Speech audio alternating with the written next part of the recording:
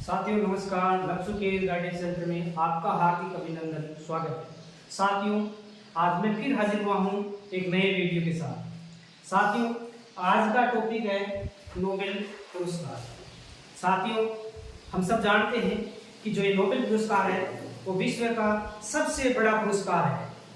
साथियों हम नोबेल पुरस्कार के बारे में पढ़ने से पहले जो वर्तमान 2022 के मैंने टैग दिया है, इसको पढ़ने से पहले अपन इसके इतिहास के बारे में चर्चा करेंगे कि भाई किसकी स्मृति में दिए जाते हैं, कब से दिए जाने शुरू किए गए हैं, किन क्षेत्रों में दिए जाते हैं, कहाँ से दिए जाते हैं, क्या प्राइज दिया जाता है, तो सब की हम चर्चा करेंगे।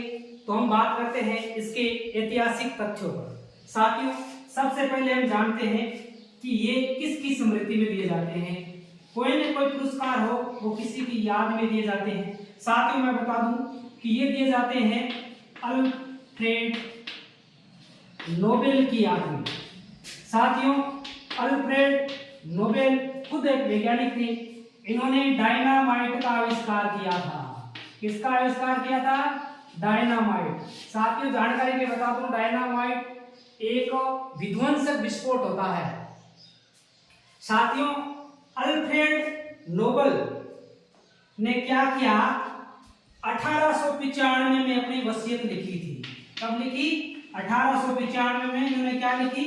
अपनी वसीयत लिखी थी कि भाई जो मैं कमा रहा हूं उसका एक हिस्सा दुनिया के उन लोगों को पुरस्कृत करने में दिया जाना चाहिए जो मानवता की भलाई के लिए उत्तम काम कर रहे हैं, ताकि वो मोटिवेट हो और उनके पास पैसों की कमी नहीं आए, जिसके कारण कि वो जो खोज कर रहे हैं वो रुके नहीं। तो साथियों अल्फ्रेड नोबेल ने कब लिखी? 1895 में अपनी वसीयत लिखी। और इस वसीयत को लिखने के बाद 1896 में ही किसकी? अल्फ्रेड नोबेल की मृत्यु हो गई। कब हो गई मृत्यु? 1896 में। साथियों जब कोई आदमी वसीयत लिखकर जाता है तो जाहिर सी बात है उस पर विवाद जरूर होता है, और इनकी जो वसीयत है उस पर भी विवाद चला। मैं बता दूं जानकारी के लिए, अल्फ्रेड नोबेल जो कि स्वीडन के रहने वाले थे। कहां के रहने वाले थे? स्वीडन। साथियों जब इनकी वसीयत पर लगातार विवाद हुआ और यह विवाद चला 5 साल तक। 5 साल के बाद सन 1900 कब? 1900 नोबेल फाउंडेशन की स्थापना की गई कि भाई साहब अब इसको विवाद को खत्म करो और जो वो कहकर गए हैं वो अपने को काम में करना है। तो नोबेल फाउंडेशन बना। साथियों जानकारी के लिए बता दूं कि जो ये नोबेल फाउंडेशन है इसमें 5 सदस्य होते हैं। जो पुरस्कार देने वाली टीम होती है उस टीम में 5 सदस्य होते हैं जो तय करते हैं कि पुरस्कार किसको दिया जाएगा। इनमें से सिर्फ एक सदस्य स्वीडन के जो किंग की परिषद है, काउंसिल ऑफ किंग स्वीडन, वहां से नामित किया जाता है, जो अध्यक्ष होता है। बाकी 4 जो सदस्य होते हैं, जो ये नोबेल फाउंडेशन है, जो ट्रस्ट है, उन ट्रस्टियों के माध्यम से ही नियुक्त किए जाते हैं। ये तय करते हैं ये आदमी हमारी तरफ से शामिल होंगे। साथियों जानकारी दे दूं कि 1900 में तो बना नोबेल फाउंडेशन, और 1901 में पहला नोबेल प्राइज दिया गया। प्रथम बार नोबेल पुरस्कार दिए गए। प्रश्न आ जाए एग्जाम में कि प्रथम बार नोबेल प्राइज कब दिए गए, तो आपका उत्तर होना चाहिए 1900। आपको यह भी जानकारी मिल रही है कि नोबेल फाउंडेशन है उसकी स्थापना कब हुई? 1900 में। प्रथम बार कब दिए गए? 1901 में। नोबेल फाउंडेशन में 5 सदस्य, एक सदस्य किंग की काउंसिल से नियुक्त किया जाता है, 4 सदस्य जो ट्रस्टी होते हैं वो नियुक्त करते हैं। साथियों अब मैं बता दूं कि ये नोबेल पुरस्कार कितनी श्रेणियों में दिए जाते हैं, किन क्षेत्रों में दिए जाते हैं। तो ये क्षेत्र है साथियों, क्षेत्र है 6। वर्तमान में कितने क्षेत्र हैं? 6 क्षेत्र है, जिसमें पहला क्षेत्र है चिकित्सा, दूसरा है रसायन, तीसरा है भौतिकी, चौथा है साहित्य, पांचवा है शांति और छठा है अर्थशास्त्र। साथियों, जब पहली बार पुरस्कार दिए गए थे तब ये सिर्फ 5 ही क्षेत्रों में दिए गए थे। ये जो लास्ट वाला मैंने लिखा है अर्थशास्त्र, ये 1901 में नहीं दिया गया था। अर्थशास्त्र का जो नोबेल है वो 1968 में शुरू किया गया था। स्वीडन का एक केंद्रीय बैंक है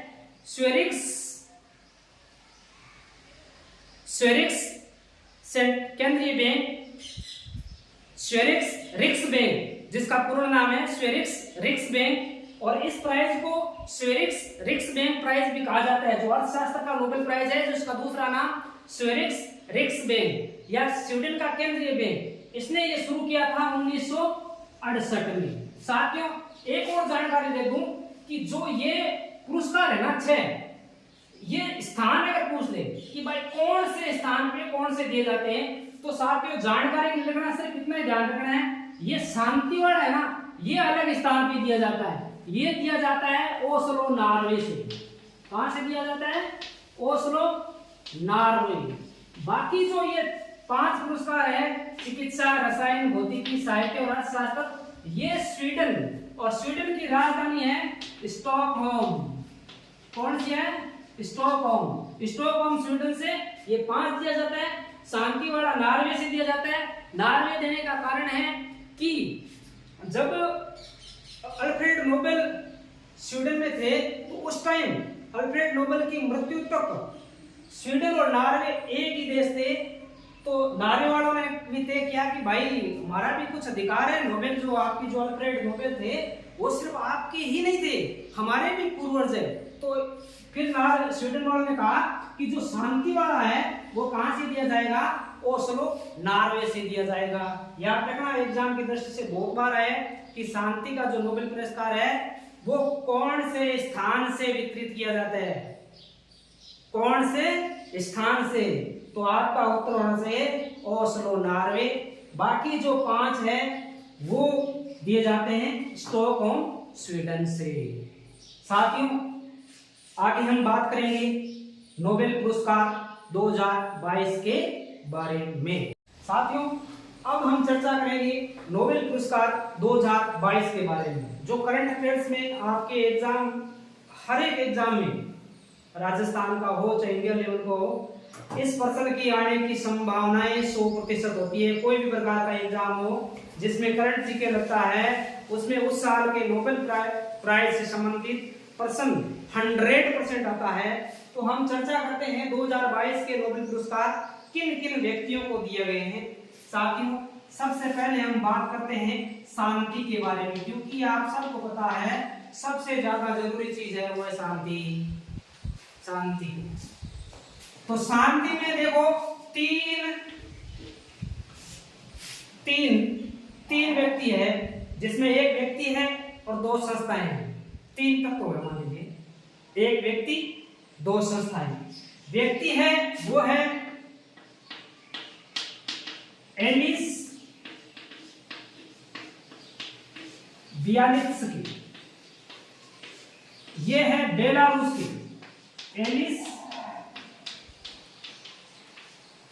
बियालित्स्की। दूसरा है वो है मेमोरियल। साथियों, जानकारी के लिए बता दूं कि जो मेमोरियल है वो रूस का मानवाधिकार संगठन है और इसकी स्थापना 1987 में हुई है। तीसरा जो संगठन है वो है centre for civil liberties. Centre for civil liberties.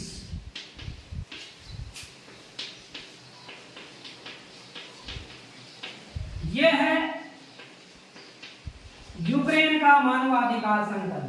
साथियों, इन तीनों को शांति का नोबेल प्राइज देने का जो कहीं ना कहीं उद्देश्य है, वो उद्देश्य है जो रूस और यूक्रेन के बीच संघर्ष चल रहा है, उस संघर्ष में विराम हो, शांति हो। यही मेन उद्देश्य है। इन्होंने अपने देश में शांति और लोकतंत्र के लिए संघर्ष किया है। इस कारण इन तीनों को 2022 का शांति का नोबेल प्राइज दिया गया है। साथियों, शांति के बाद अगर कोई दूसरा क्षेत्र है तो वो होता है अर्थशास्त्र। आप सबको पता है सबसे बड़ा क्या होता है? रुपया। न काका न भैया, सबसे बड़ा रुपया। और रुपया किससे संबंधित है? अर्थशास्त्र से।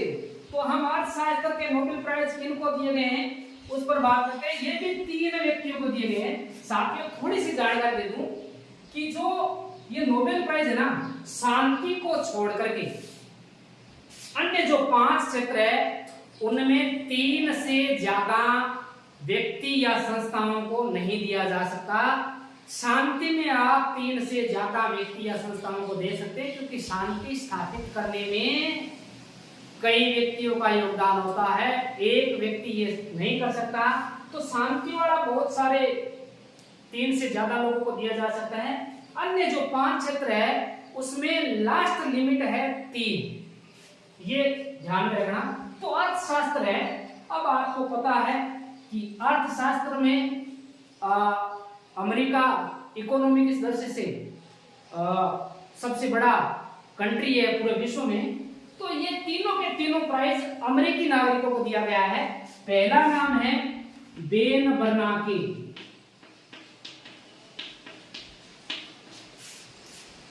दूसरा नाम है डगलस डायमंड और तीसरा नाम है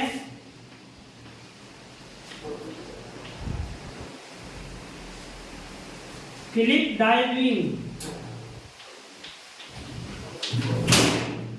साथियों इन तीनों ने क्या काम किया है?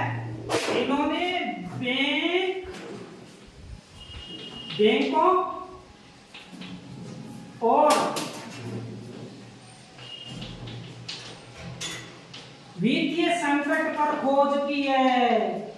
अब आप देख रहे हो पूरे विश्व में मंदी आ रखी है, तो ये 3 वहां से हैं। इन्होंने क्या किया? अमेरिका में जो बैंकें हैं और अमेरिका में जो वित्तीय संकट है उस पर खोज की है। इस कारण इनको क्या दिया गया है? अर्थशास्त्र का नोबेल प्राइज दिया गया है। बेन बर्नाके, डगलस डायमंड और फिलिप डाइविंग। साथियों अर्थशास्त्र के बाद हम बात करेंगे, शांति हो गई, पैसा हो गया, अब शरीर को ले लेते हैं। मतलब शरीर विज्ञान। शरीर विज्ञान मतलब चिकित्सा। तो चिकित्सा वाला जो नोबेल प्राइज दिया गया है वो दिया गया है स्वांते पावो। किसको दिया गया है?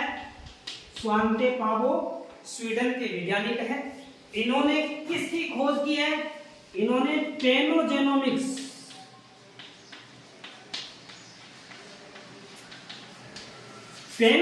की खोज की है। अब पेनोजेनोमिक्स क्या है साथियों?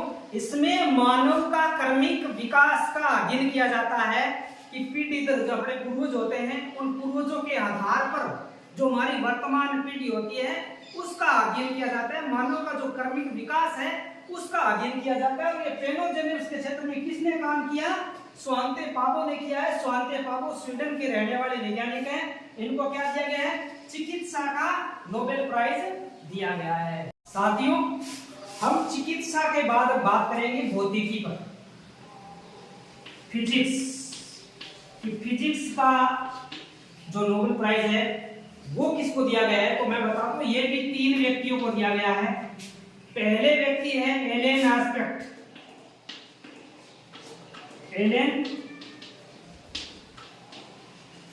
एस्पेक्ट।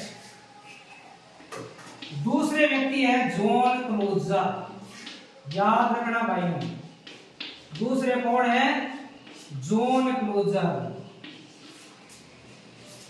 और तीसरे है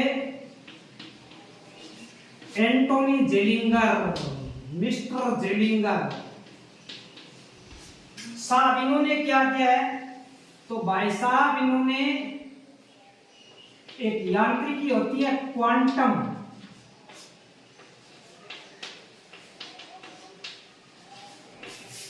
फिजिक्स के क्षेत्र में इन्होंने सर्च किया है, अपना रिसर्च किया है, खोज की है। इस कारण इन तीनों महाशय को किसका नोबेल प्राइज दिया गया है? भौतिकी की। भौतिकी में नोबेल प्राइज प्राप्त करने वाले व्यक्ति है Alain Aspect, John Clauser, Anton Zeilinger. साथियों, एग्जाम में जो पेपर बनाने वाला आता है, मैं जानकारी दे दूं आपको कि मैंने कम से कम आरपीएससी के 10 एग्जाम तो दे दिए होंगे, और जिसमें 5-6 एग्जामों में मैं सफल रहा हूं, यानी 5-6 एग्जाम मैंने क्रैक किए। और वर्तमान में मैं संस्कृत साहित्य का लेक्चरर हूं। हालांकि आपको ताज्जुब होगा कि मैं संस्कृत साहित्य का लेक्चरर हूं, फिर भी जीके और जीएस के क्षेत्र में आया हूं। तो ये मेरा शौक है, ये मेरी इच्छा है कि मैं संस्कृत से भी थोड़ा इतर करूं, क्योंकि संस्कृत में भी मेरे बहुत सारे भाई हैं जो मेरे से बेहतर करेंगे। हो सकता है मैं भी इस क्षेत्र में आऊं, अगर मुझे लगेगा कि मेरे किसी साथी को जरूरत है तो मैं इस क्षेत्र में कुछ वीडियो बनाऊंगा।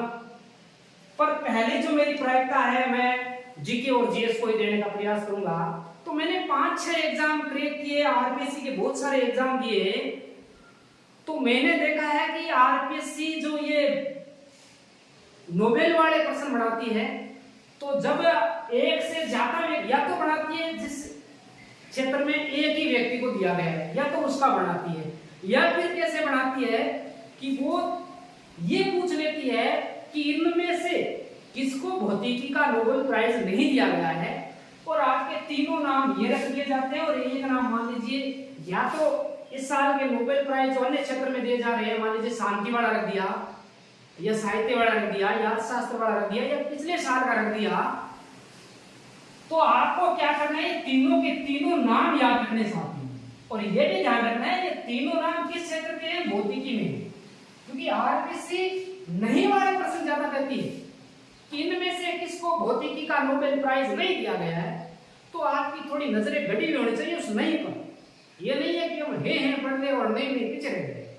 तो आपको नहीं को पकड़ कर रखना, ये नहीं कि नहीं साइड में कर दिया, है पढ़ दिया, फिर आपने टिक मार दिया, अरे एले ने पढ़ गए थे, तो ये दो पीछे वाले रह।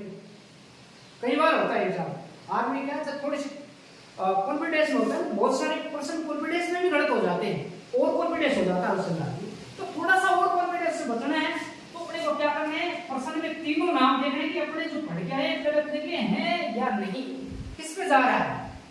फिर तीनों नाम अपने को रटे हुए होने चाहिए, तीनों नाम अपने ध्यान में होने चाहिए, तब हम एकदम सही करके आएंगे। ये मेरा अनुभव बता रहा हूँ। तो साथियों, भौतिकी के बाद हम पढ़ेंगे रसायन की तरफ।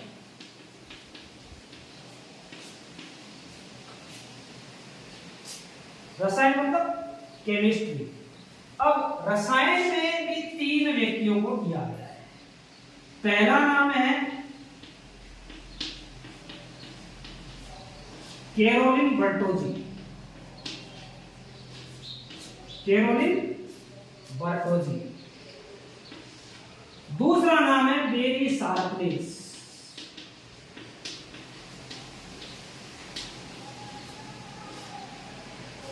और तीसरा नाम है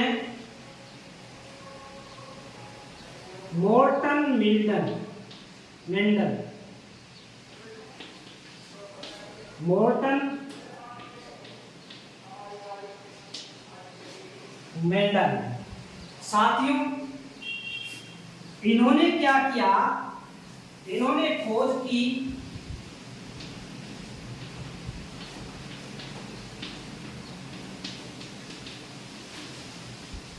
क्लिक केमिस्ट्री। आपको याद रखना है, बर्टोजी, शार्पलेस और मेंडल ने क्या कर दिया, क्लिक कर दिया किसपे, केमिस्ट्री। बर्टोजी, शार्पलेस और मेंडल ने क्लिक किया किसपे किया, केमिस्ट्री पे किया। क्लिक करना जानते हो, क्लिक किया किसपे, केमिस्ट्री पे। अब लास्ट क्षेत्र है उसकी बात कर लेता हूं, और वो है साहित्य। साहित्य दिया गया है साहब, एक ही व्यक्ति को दिया गया है, वो है एनी एरनॉक्स, एनी एरनॉक्स। इन्होंने क्या किया, इन्होंने क्लिनिकल एक्टिविटी, क्लिनिकल एक्टिविटी इस पर लेख लिखे हैं, जिसके कारण इनको साहित्य का नोबेल प्राइज दिया गया है। साथियों, ये हमारे 6 क्षेत्र हो गए हैं। जानकारी के लिए बता दूं कि भारत के लिए सबसे पहले नोबेल प्राइज जीतने वाले थे रविंद्रनाथ जी टैगोर। इनको 1913 में साहित्य के लिए दिया गया था, गीतांजलि के लिए। सीवी रमन को 1930 में भौतिकी के लिए दिया गया था। कई बार प्रश्न आ जाए कि सीवी रमन को कब दिया गया, तो 1930 में दिया गया। और ये भौतिकी के लिए पहले पुरस्कार जीतने वाले व्यक्ति हैं। अमर्त्य सेन को अर्थशास्त्र में दिया गया है। मदर टेरेसा को शांति के लिए दिया गया है। और अभी थोड़े समय पहले अभिजीत बनर्जी को दिया गया है, वो है, उनको भी, अभिजीत मुखर्जी, उनको भी अर्थशास्त्र के क्षेत्र में ही दिया गया है। साथियों, उम्मीद करता हूं कि जो ये नोबेल पुरस्कार की क्लास है वो आपको समझ आई है। और मेरी आपसे अपेक्षा है कि आप मेरे चैनल को ज़्यादा से ज़्यादा सब्सक्राइब करें, शेयर करें, ताकि जो मैं ये प्रयास कर रहा हूँ लक्ष्य कैरियर गाइडेंस सेंटर के माध्यम से, वो प्रयास जन जन तक पहुँचे, जन जन इससे लाभान्वित हो, ताकि जो ग्रामीण क्षेत्र में, दूर दराज में मेरा भाई कोचिंग नहीं जा सकता या शहर जाकर के गाइड नहीं खरीद के ला सकता, उसके लिए जो मेरा ये प्रयास है वो लाभकारी हो। तो मेरी आपसे अपेक्षा है इस वीडियो को ज़्यादा से ज़्यादा शेयर करें, ज़्यादा से ज़्यादा सब्सक्राइब करें। धन्यवाद।